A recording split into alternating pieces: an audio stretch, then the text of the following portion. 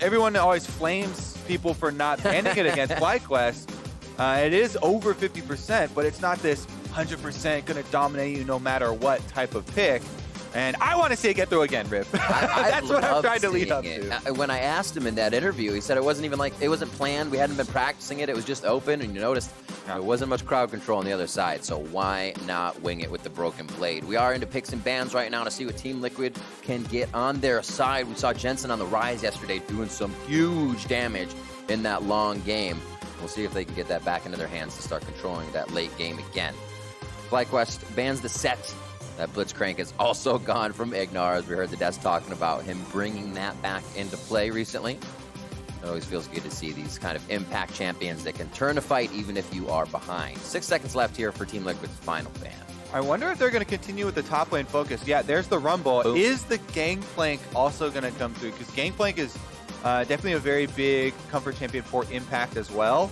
And if they do want to return to bot focus style, Gangplank Ultimate is one of the greatest tools that Team Liquid have used for focusing more on the bottom side. Impact, very good at dealing with any pressure on the top side. He can play weak side extremely safely and then use his ultimate to help out Double Lift and Core JJ on the bottom side and take over. Top lane priority? No, Double Lift's priority. Aphelios going down to Delia, Double Lift to the bot lane. Yeah, exactly. We've seen a lot of Senna, a lot of Aphelios, Varus, MF, but mostly the Senna, like you were saying. Yeah, so maybe because of the Tom Kench ban. Tom Kench has been what a lot of the North American teams have been using to keep the Braum keep them safe. But Braum works extremely well in the exact same category there. And FlyQuest, I think, will be very happy to take the Senna end of the matchup. She scales so well, gets that incredible range that you're used to seeing now in the late game after picking up so many souls. And with the extremely annoying Glacial Augment and adding all these on hits and slows and snares, it's really become a way of life for that late game. Saw both Jarvan and Lee Sin. That one gets locked in, hovered over there by Santorin. Both of those were the plays so far for Sure and Fire, so he may just go ahead and pick up that Jarvan. If that's the kind of initiation the team wants to get out. Still could pick anything. You're looking at what could be that AD and jungler on the other side, and they'll go ahead and pick up the Surefire Braum. Yep, that's the Braum that we were mentioning when Tom Kench is banned. Very, very good. You cannot engage on Aphelios. Braum puts up the Unbreakable, throws down the ultimates. If you all in, then you're going to get exploded. It's nice for Aphelios. You don't have too many escapes. I mean, you can dish out a whole bunch of damage and scare people, but you're not going anywhere.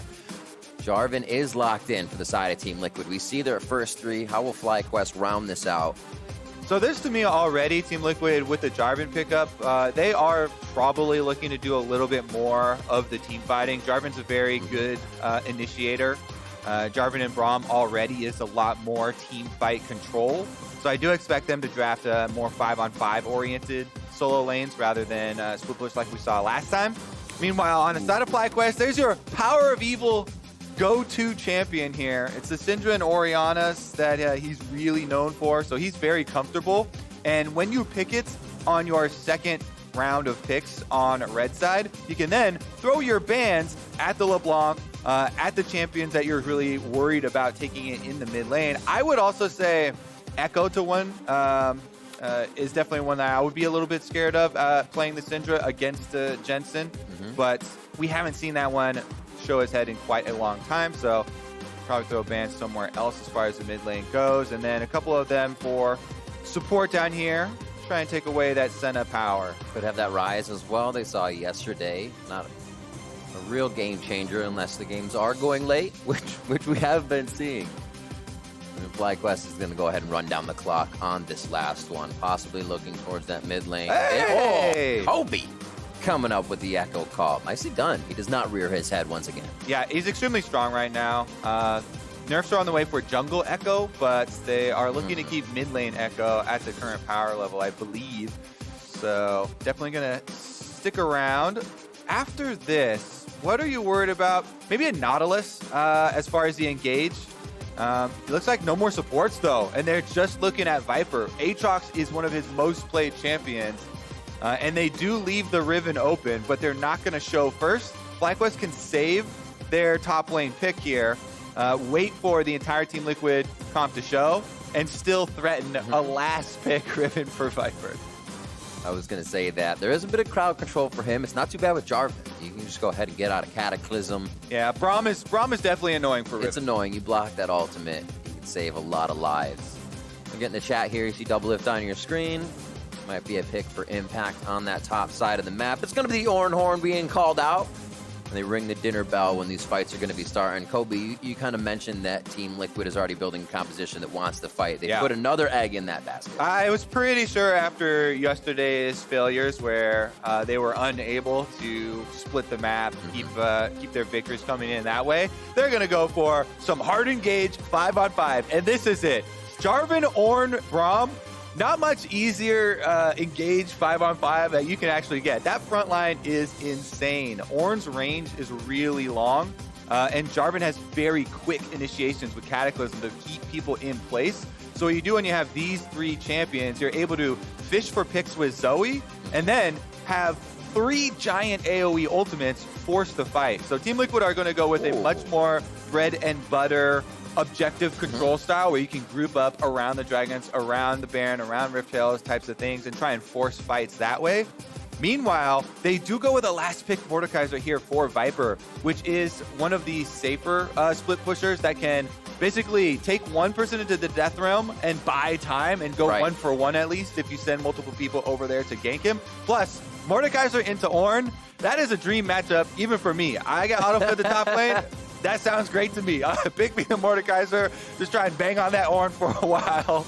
And you should get some top lane priority there. So maybe we'll see Santorin heading more top triangle of the map to get FlyQuest off to an early start, because Lee Sin definitely has a lot of options there to work with. So this becomes interesting to me. In your eyes, if you were that Mord, who would you pull in this fight? Do you kind of wait for an Ornhorn and then you yank Ornn? That's something I've never seen, but it's kind of conditional. Do you just go for double lift? It's hard to get to the back line. I for sure pull into Felios because that is... Once you get to him. Yeah, if you're talking dream scenario late game team fights... We're always dreaming. Bring me that 1v1 with a Felios because that guy can do some damage, but he's not moving.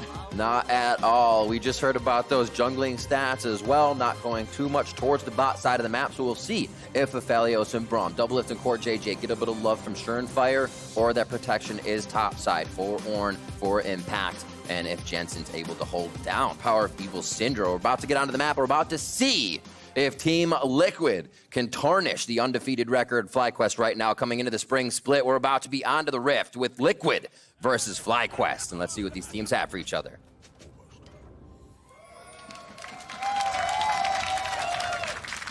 Always enjoy a good Aphelios game. I've been playing Marksman lately, so we'll be going over that a bit, but not too much, I promise, as we head out 2 lanes. Pretty orthodox starts within the inventories. We're not going to see too much invading coming out of this. A line of scrimmage, not something you recently have been seeing. Exactly. There's no sweepers. People are starting with level 1s, so probably not going to be one of those invades. Just drop your Trinket Ward, recall, go switch one over for the jungle right now. It should be fairly standard. Let's see. I would also think that Santorin might want to start red buff as well as Surenfire. Looks to be the case here. I mean, Core JJ and Team Liquid do have the Braum, which is decent for invading, but they're just going to open up defensively as you're talking about and try and play it slow. Slow walk-in. Impact just making sure if he can get eyes on Santorin. Small pings around.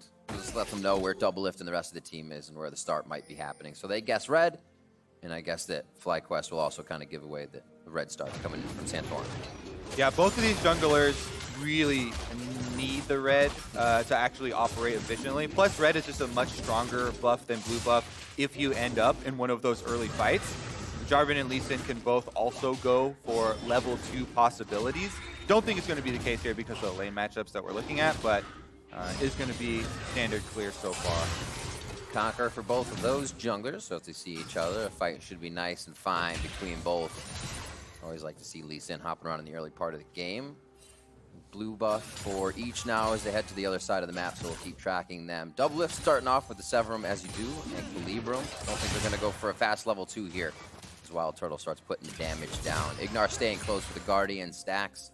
It's always annoying when you think you're going to get damage down. That prevents your initiation. Ooh. Beautiful aggression on the top side. So you talked about a bit about this and how you would take that Mord. Why does that matchup work so well? Completely unanswered trade right there. Impact, Viper doesn't even get an auto attack back in trade. That was completely beautiful from Impact, dodging every single ability too. In the early stages, he's able to get the good trade here, especially with the grass proc. Mordekaiser, you need a couple extra levels. Plus, with the Conqueror, you're going to need more abilities to be able to stack it up faster. Impact, what he's doing there and what you could see, he's able to get in combat, get ready for his grass proc. He was able to land a really nice combo, and during the duration of the knockup, gets his auto off, backs off before Viper can answer at all. So he's got a nice health lead until he takes 2 tower shots, which equalizes it. And it feels good for Santorin. He's looped all the way back around after Gromp here, so now he's topside for a bit of protection as well. He may expect Schernfire to be on the other side, but that's not going to be the case. It looks like they'll play it safe for now. Krug seem to be cleared, and they just say, Viper, hang out. We're not going to go for too many ganks. All right, meanwhile, bottom side Scuttle Crab control here for Schernfire. Looks like he's got an open path to the bottom lane, too. Analyst S was talking about lowest jungle proximity in the game for junglers and Team Liquid bottom lane up until this point. But Schernfire's looking to change that around early on. They do back off at the exact time, so it made him think that there was some vision there. And it's a little bit difficult for Braum to get a surprise engage on a Rakan Senna. Rakan Senna very good at evading there, so what he would have to do would be do the jump to a minion, like Q-Flash or something to get it started out. I still think, maybe wait around a little bit longer to make sure, but because of the movement in lane, it made Team Liquid think that there was a ward in the river and not up in the tri-bush, so definitely a nicely avoided gank there for FlyQuest. And back towards the Wolf camp for Santorin. Haven't seen him on the jungle or on the map too much just yet, so Liquid's still guessing where he may be at what time. Schernfire is going to go ahead and come up with top scuttle and bottom scuttle, so good job just cruising around the map trying to keep himself prevalent in CS. Santorin, I should say, keeps himself up. Mid lane, 34-30, as again Viper gets caught up on that volcanic eruption and the charge forward coming in from Impact. Having fun in that lane. He gets a bit of CS lead here that should be picked up by Viper as it gets knocked into the turret. Liquid already starting to put some forward wards in the side of FlyQuest jungle. See if these start to pay off when they can now track Santorin. Yep, Viper has been taking a beating in the trades, really nicely done by Impact. But he's just looking to farm up, and at level 5, as long as he can get his recall off and teleport back, he should be able to, on first buy, put out a lot more pressure in the lane. Once you get your ultimate, then the jungler can't even come gank because low-level junglers going versus level 6 Mordekaiser, they just get sucked in and will get killed in the newly created 1v1. So Viper feels just fine, even though there have been some very good trades there for Impact thus far. And of course, Ornn, so much sustain because rushing the Catalyst here and has the biscuits coming in. Yep. Quick cannon wave help coming in from Santorin so they can get the mid lane pushed. A really good gun to fight with here in Infernum and Gravitum. When you use that Infernum Q, you lock them down if you switch over to Gravitum because of that second-hand gun use. So really good combo, double if as in lane. Weren't able to use it too much, but they do get lane aggression as Wild Turtle is very low on mana right now. And we got to highlight something here. So this is pro play, right? So there is a recall that has been called from mid lane here. As you can see, Power of Evil is on his way back to lane. Because of that desynced recall, mid lane priority transfers into a dragon. So that is Jensen not having to leave lane at all, but just the threat of that possibility means Schernfire and Core JJ can pick it up. Quick moves from TL, slowly starting things off in their favor. I don't think they need to push themselves into too many scary situations, don't need to find the dives, don't need to throw themselves in any lane. So we'll see if they just keep going for those objectives. Maybe next a Rift Herald, because there is 4.5 coming up for that Drake. Yeah, like we went over in Champion Select, this Team Liquid composition is for sure focused on grouping for those objectives and trying to draw FlyQuest to them. Jarvan, Ornn, and Braum, really, really powerful team fight AoE ultimates. Ignar here actually slipped in, but he's going to find too many members. Now you're seeing what I was kind of talking about. Viper on first purchase.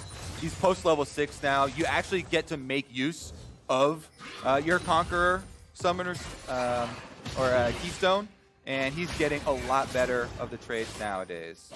Nice fat shield to keep coming, that health coming in and topped off. We'll see how it keeps going. 7-7 on that top side as we see Impact keeping healthy with Grasp and that Catalyst in inventory to start things off as well. Jensen and Power of Evil, things have been pretty quiet here. We did see Samptorin come to just push this lane in and then both backed as they're even in CS. And just that lost chapter, so Power of Evil can keep spitting out the orbs and keep doing the damage. I'm sure he's itching to find a single target in one of these fights that he can first unleash his ultimate on, but he said it's going to be tough. And guess what? The new favorite target of mid laners, post level 6, is the juicy junglers. They're just still walking around level 5, and if you are in a bad spot versus a Syndra, you get popped 100% to 0. Especially since Surenfire hasn't been able to go back to base yet to purchase any health, just sitting on the challenging smite. That's why there hasn't been a lot of extremely active presence here from the junglers. Surenfire going to try and take up the Rift Herald as well. As we talked about, Team Liquid want to group up on those objectives, 5 members strong. They've got the recall from their bottom lane. This has become extremely common. At 8 minutes is when Rift Herald spawns, so you usually see a little bit before that. Bottom lane's recall. They swap.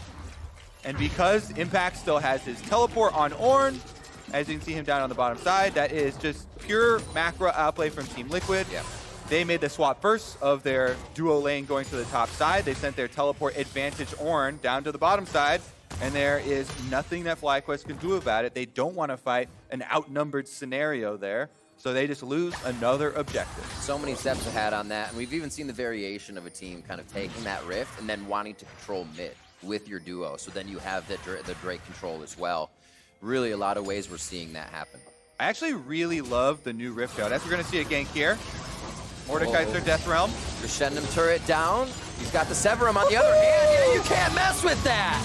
You got to hit the Aphelios. You can't just dance around him. There's going to be another kill coming in for Impact as well. And Doublelift comes up big with the Crescendum Severum combo as they are now going to use Shelly on top turret.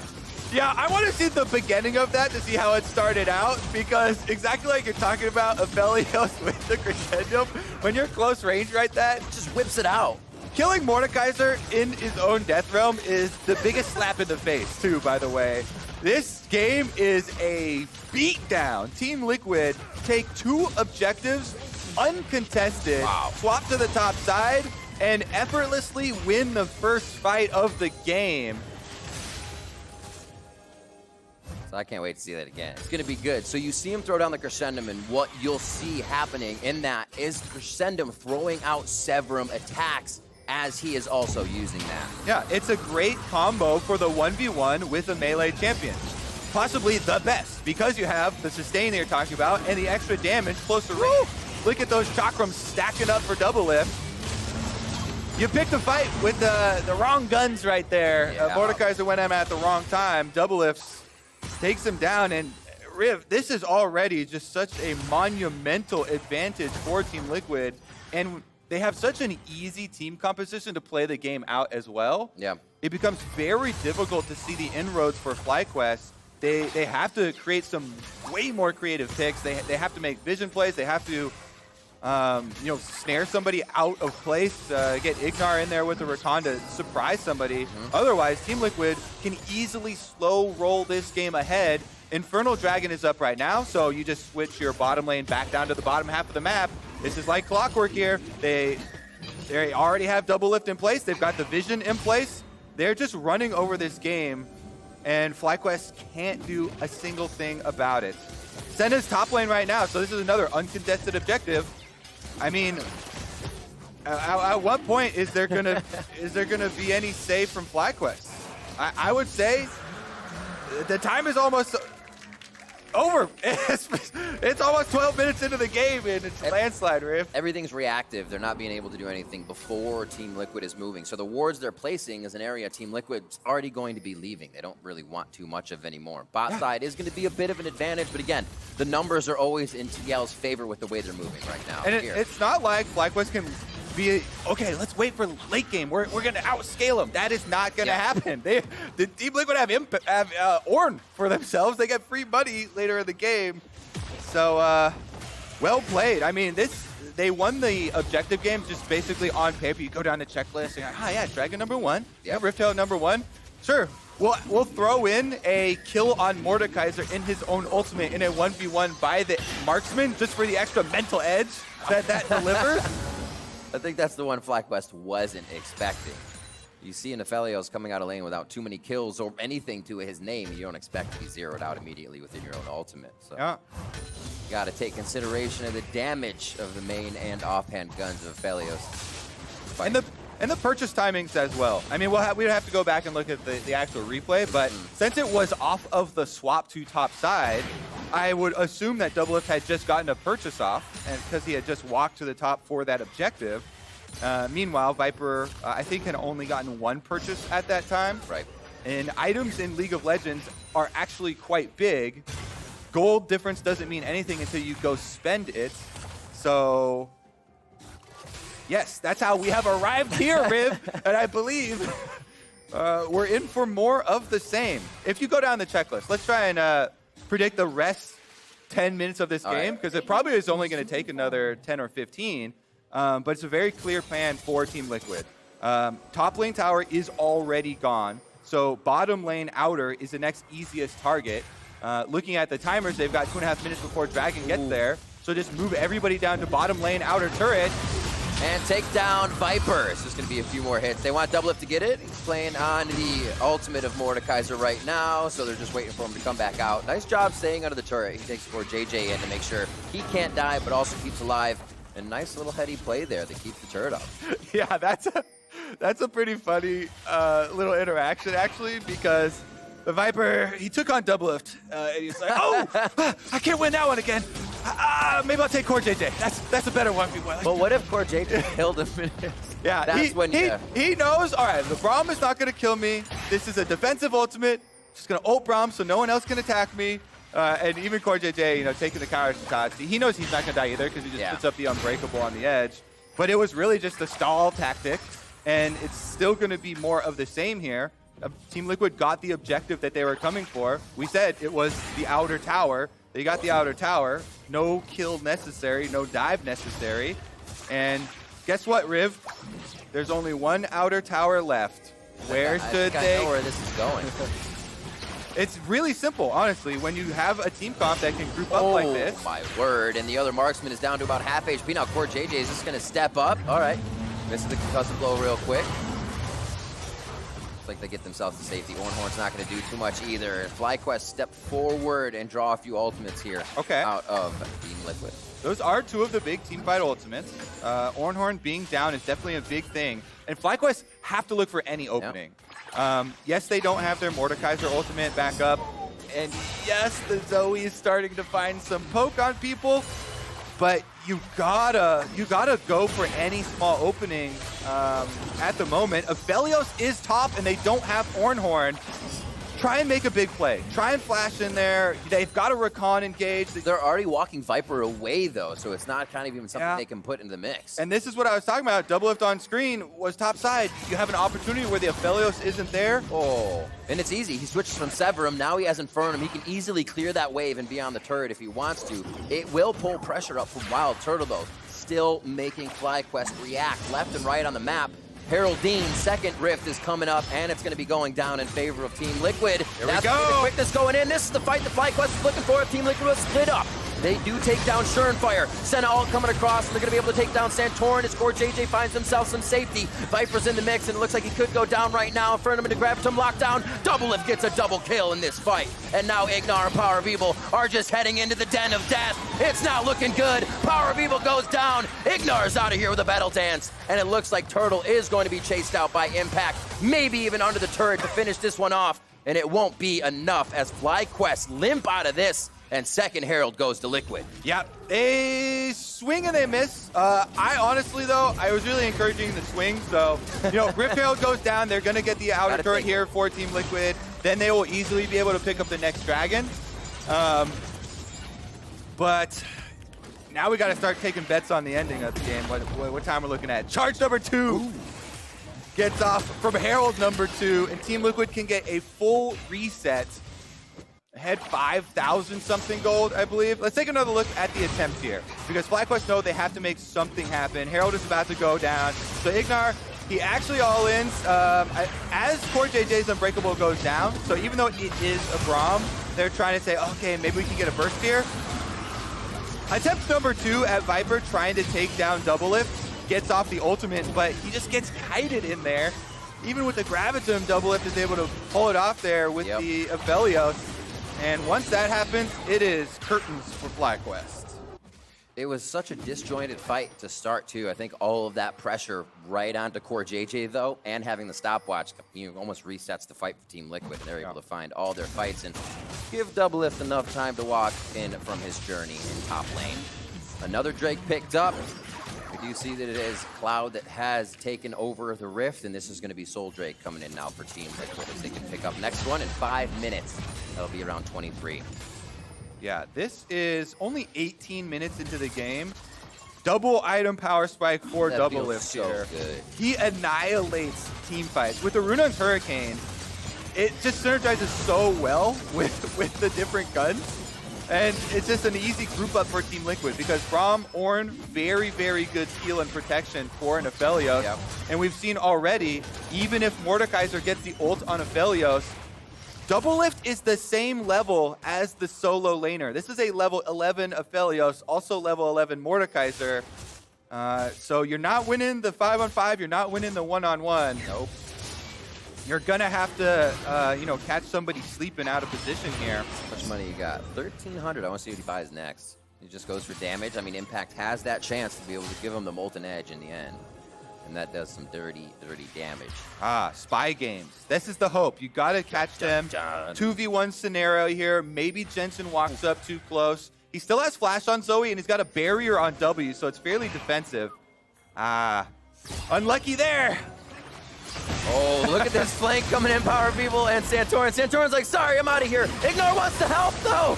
Last-ditch effort to get the team out of this. Santorin stays a little too long. He goes down to about 10% HP. He'll be fine, though. That's more than 10%. Just the number throw.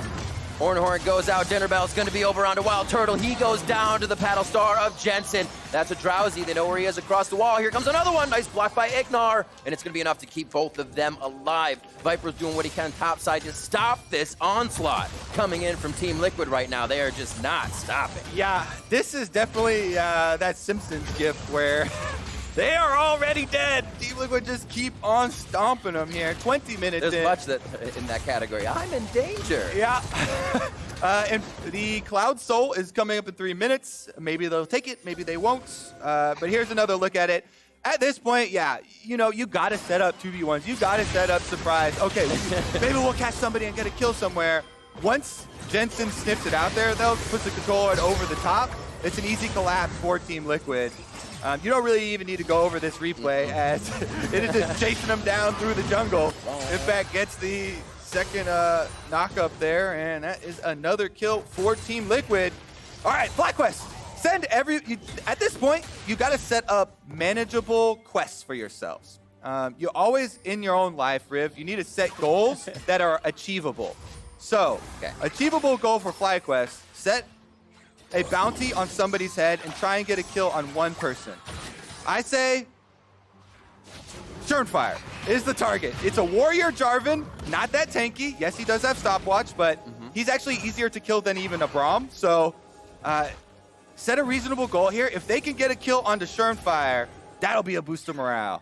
I like it. Can they catch him off guard? Double Lift did come in today saying he was going to cut down FlyQuest trees. And they have so far done a fantastic There haven't even been Ocean Drakes. I know. I don't know how they planned it. They've been doing real well at cutting these trees down. Still some planted, though, so they're kind of just going against their own role. 7-2. We'll see what they can get out of this. Demolish falls off. Just waiting for that last stack to go back on here. Power of Evil standing tall, trying to get some orbs on the ground so he can maybe unleash a nice ultimate. Down to Turnfire, who is putting himself to the right side, but still a tentative engage. No, not anymore. They throw down the Ornn Horn. That was for the retreat. Nice fake out impact. Yeah. Well, all right. I mean, next one is going to be a pickup of the Cloud Soul and then a Baron. Or maybe a Baron first, Riv. Which way you like your buffs, huh? Honestly, Team Liquid have their choice of the litter. FlyQuest, you cannot fight this grouping of 5-on-5, so it's so simple for Team Liquid to just go wherever on the map they please. As long as they have 5 members, they will not lose. So FlyQuest got to get creative, send somebody into a side lane to push by themselves. Maybe you can create something because Jensen's fishing around for bubbles. Oh, he's not going to go forward. Yeah, Impact still doesn't have his Orin ultimate, but maybe they'd be able to reach for it. Looks like a Cloud Soul is on the menu, my friend. It is. They are going to head towards the bot side. I don't know if, like you said, FlyQuest wants to fight for this. They'll say maybe the Baron's the better 50-50 to a chance of steal. Cloud's not really going to put Liquid over the edge on this one. So they choose to stay back, make sure that everything is right as rain in front of the base, get some more wards out, because as you can see, Liquid has made it completely dark on FlyQuest's side of the map, so they don't really have a choice but to walk out as a team and get some of these wards down right here. Relaxing Sunday for everyone to start off here. Just kind of watching Team Liquid roll over. Oh, yeah. And we just need the ocean drink. Chilling, everybody chilling in here. Nice. FlyQuest trying to clear out some wards here around Baron. They know that is the next site. Yeah. You go down the checklist. Once again, Riv, the bottom half of objectives been taken, so top half, here we go. Love these checklists. Yep. It's gonna happen. So 5.5 for Elder. Whether we make it there or not, Team Liquid has put on quite a showing here to fix a few of the why did you do that? What is this? How is the game not ending situations? And they just seem to be playing much more collective as a team and on board with everything that's been happening. Yeah. Pushing into the jungle. I wonder, too. I don't know if there have been any updates on the... okay, got a red buff attempt from Santorin and FlyQuest, and Wild Turtle gets it! Count one! That's in the books! Red buff for Turtle. Achievable goals, Riv. Actually, let's check out Turtle. Where is he at? He is currently at 39 souls. You want to hit that 40 mark. 39 souls. He does have... Ooh, that's going to be an extra range boost, It baby. will. Little range boot. Let's go. Range and red buff? Talk about power spike. We'd love the RFC right now, but Rapid Fire Cannon is a ways away as he's sitting on 600 gold. That 40, it'll come in. He has no souls to actually go for right now. One in the mid lane actually is going to be big for him. Baron's getting started up. Don't hit the ward. Hey. Give vision. Hey, look at this. Where? Mordekaiser's taking a turret, too. That's going to be some turret money. That's big. Turret money! Looks like they actually want to fight for Elder on this one. Maybe they feel like they can stop the Baron from happening. Santorin watch. The Baron minions coming in the base. They are going to put a little bit of pressure on this. Schernfire's into the Zanyas. That means he's not going to be in the pit to smite this. Down to 4,000 HP, and they're going to lose Schernfire. Do they really want Baron now? Wild Turtle goes down. Even Summoner Heal will not keep him alive on this one. Scatter the Weak backwards isn't going to be enough as Jensen is able to get the kill on Power of Evil as this fight gets a bit scattered itself. Viper is making work on the bot side of this map and possibly getting a second tier for himself and FlyQuest. It's now the game of cat and mouse between Santorin, Ignar, and the rest of Liquid. Actually, Rakan and Lee Sin is a very good combo for hide and seek because they both have multiple dashes. They can help each other. You got Cloud Drake helping you out in these scenarios, too. All right, they make it out. FlyQuest take down the mark. Schernfire was the quest I set before, Riv. Boom. Quest turn in for FlyQuest. They got him, and they got the bottom tower. That's a 2-for-1. That baby. box has been inked. We move on to the next one. We'll see where that is, and it's going to be. It gets a little tougher. Each box gets smaller and smaller, harder to check, but they're making it happen, and here's how they did it this time. All right, so I had my eyes on Santorin, maybe going to go for the steal. But look at Schernfire walks right up. He does a very good stopwatch to immune the damage from Syndra, but as soon as he gets out of it, Ignar is there, they lock him up, FlyQuest get the kill on the jungler, which stops the Baron. As much as a meme as it was, the quest on the jungler, that was the key kill for this play to stop the Baron. They did that, they accomplished it, they get more time in the game. Turtle save. I was going to say, everything was cool, calm, and collected until they went to 4-staff. FlyQuest is always going to be all over that fight. They may not go for soul, but they will be there for the 50-50. Still great scores around the board for Liquid. They're still feeling comfortable. It's just how do they now get into FlyQuest base? And let's go over the possible strategies when you're this far behind. It literally is, you send someone to split push and you go for the steal. You don't try and fight the 5-on-5. You go for the Hail Mary, the big play. Yeah. You just try and send Santorin and some distraction. If he can get that steal, that buys you more time. That can extend your life in the game. He's going for it. Santorin, you can find your way there. He gets a little bit of help from Ignar. Oh, he gets exploded. His Moonlight Vigil comes over the wall. The Infernum alternate spreads out and destroys Santorin.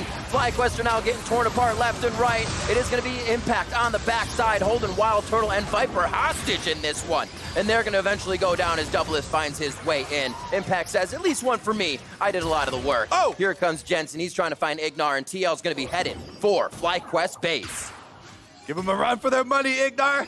Shirt fires over the wall. Oh no! Oof, still had the ultimate after that. That's when you know things are just a little too surplus for TL when they have fights and ults after the initial fight. Riff, it's a tragedy. I've just been informed that was Ignar's first death of the split. Oh, just before the game goes down. Team Liquid now with Baron buff looking to finish it off.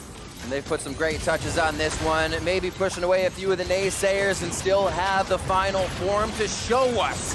But they will not go too much of a deficit on that scoreboard. They're looking to go 2-2 with one Nexus turret going down here against FlyQuest. FlyQuest holding off for a little bit longer, but on the iron lung as this game almost comes to a close. Yep, definitely true. Baron Empowered Recalls go out for Team Liquid. They still have a minute and a half by the time they get back to the base here with the Baron buff, so they should just be able to end it. But yeah, with the Elder Dragon coming up, Team Liquid were a little bit antsy. Hey, if we throw it, diving, Nexus or Fountain or something there, then the Elder Dragon is a possible swing for FlyQuest. So they don't want any chance like that to come back into the game. So Team Liquid off the reset, again, trying to catch someone in the jungle. Look at how strong they know they are. Literally just walking into the jungle. They care not for where FlyQuest is or how many members will be around the corner. A double kill for Doublelift once again on the scoreboard. 7-1-2 for him to end off this game. And it looks like they're going to be putting that finishing touches on that last Nexus turret. Here it goes, getting inside the base. FlyQuest doing what they can with the last three members, and TL will bring themselves to 2-2, and they're going to do that over FlyQuest in pretty nice fashion in a humdinger of a game coming out of Liquid. Oh, Fountain kill. Nope, Nexus is down. Team Liquid will take the game, evening up at 2-2 for the beginning of the split. Smiles all around. I'm sure the few games that they have had to just drag out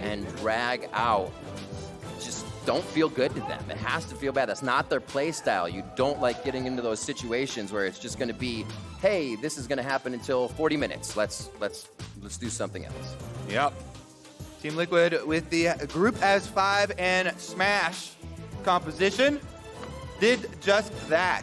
Earning all the early objectives uncontested just created a really big deficit. FlyQuest unable to really do anything in the late game to get back at it.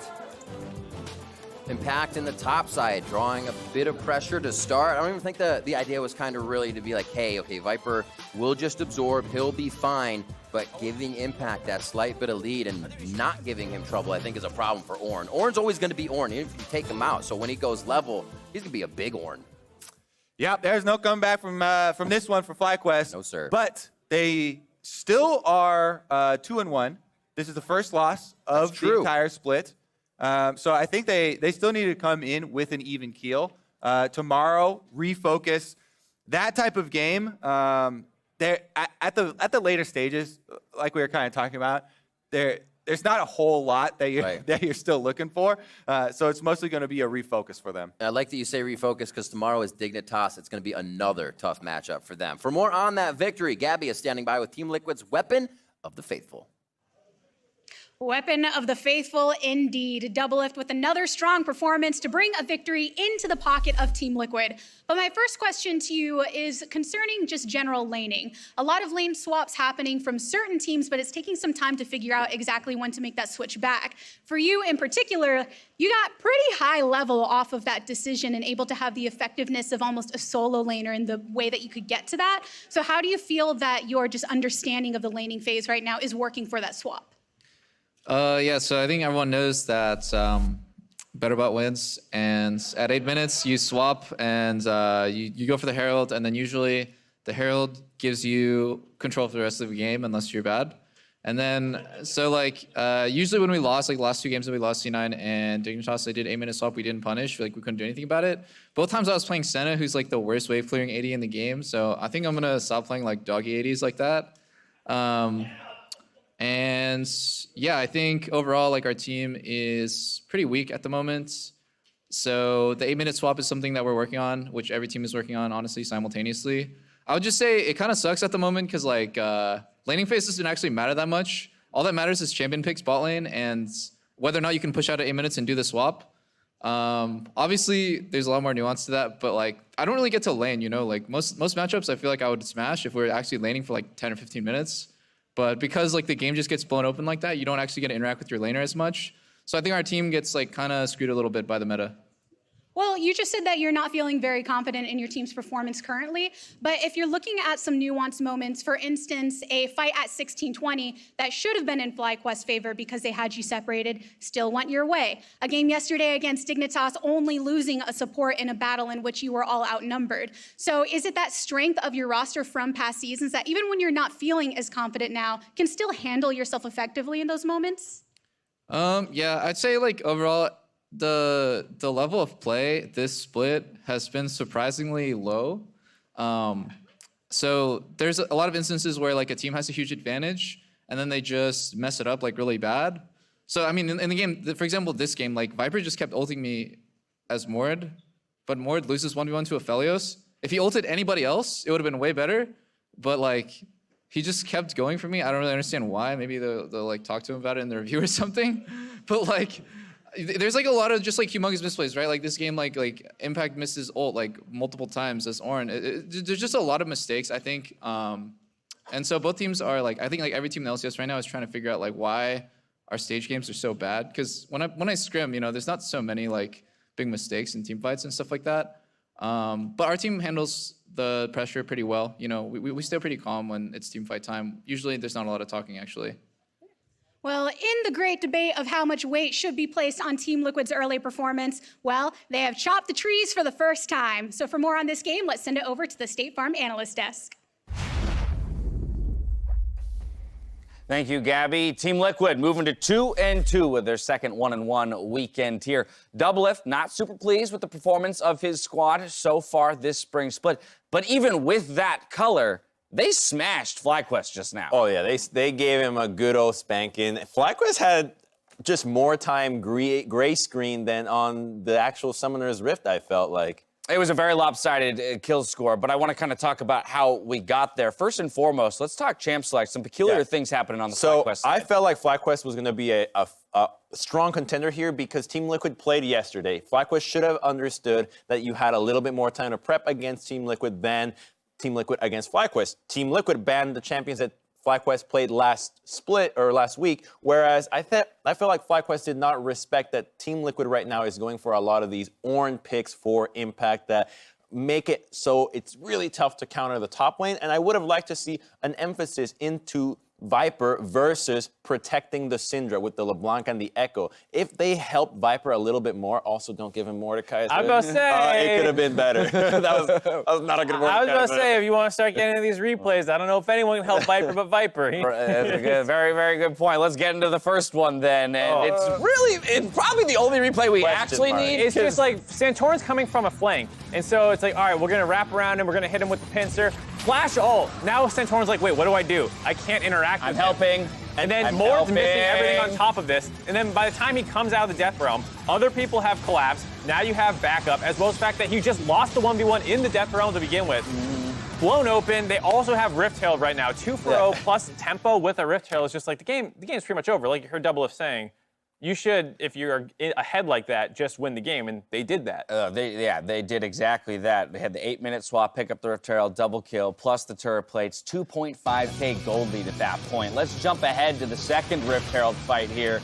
All the resources are being used on the 2 most insignificant members on Team Liquid, Jarvan and Braum. They want to take the damage, and they did. So by the time that Aphelios gets here, guess what? He takes Viper to town again. Like, what is he doing? Like a bot. Only a bot would go like this. That did look like a bot. They're running up in lane. They get hit twice. They run the other way. Oh, no. Dude, I feel like, I don't know what it is, but we suggested that Viper is just so good at the hardest of champions when it's so simple, like Mordecai, you get overcomplicated. You give him the run at him champion, and he should not play set, not a set kind of guy. Spells disaster. We have one other very important replay to get into here before we head to a break. This one featuring one of our very own, Kobe here. Yeah, whoa. He's struggling as much as Viper is to find Double Lift on the screen. I mean, Double Lift must just be so good at juking skill shots. You can't even circle him. You see how he kind of went back for a second and a third circle, right? All in the same stroke. He's like, I missed him, but we're going to keep this going. Yeah. I like the commitment, Kobe. Taking a quick look at our post-game breakdown, you can see that beautiful gold graph right around 10 minutes. It spikes to 2.5K. And then we've got that very consistent upward climb for Team Liquid to close it out. I want to add one thing that Double Lift was talking about, Senna, how he thinks that Senna is a bad champion. I'm starting to see that as well. Last week I saw it. She just cannot shove. People are taking advantage of the fact that she's so slow at wave 3. She just slows the entire team down. And it's too selfish as a pick to require that many resources and just cut your tempo so loose that I think that Senna should fall off now. And she hasn't had a very good win rate to back that up. I think it's also how people are playing her. I don't think I have been impressed by NA Senna's in general. But I think when you see people like Johnson play it, Double Lift wasn't great, but he was at least playing it mechanically well. It is a champion that you also need to draft well around if you want to fill it out with other higher damage around it. We saw G2 do a really cool idea where they paired it with a Soraka top lane. You have double heals, the fights last forever, and you can just camp out in front of objectives and heal as people try and contest you. Like, I do think Senna's a really unique champion with how much of her power is put into healing and shielding, that if you try and just go mid AFK push, that's not what she does well. Well, it's interesting that this is the sense that both you are getting, and then is a sentiment shared by some of the pro players, while her priority has still been so high. It's because I switched roles. I'm a field player now, so I play everything, and I experience Senna firsthand. That is the biggest weakness, that you're just so relying on your team that if the draft does not go your way, you are dragging your team down. And then it's just so you know, I'm going to throw this stat at you. In LCS, she's 4 wins, 7 losses, 36-ish% win rate. And I'm not surprised Double Lift of all people is criticizing the more team-oriented AD carry. He's like, I don't like not being able to push in 1v1. Give me Aphelios so when Mord ults me, I kill him. Yeah, I hear that. Team Liquid, all right, 2-2 with Surenfire in the lineup. With that game, though, FlyQuest adds only 3 more trees today. 3 count. Oh, no. That's going to hurt the average. We're stepping away. When we return, we got TSM trying to thwart the plans of evil geniuses. Don't touch that browser.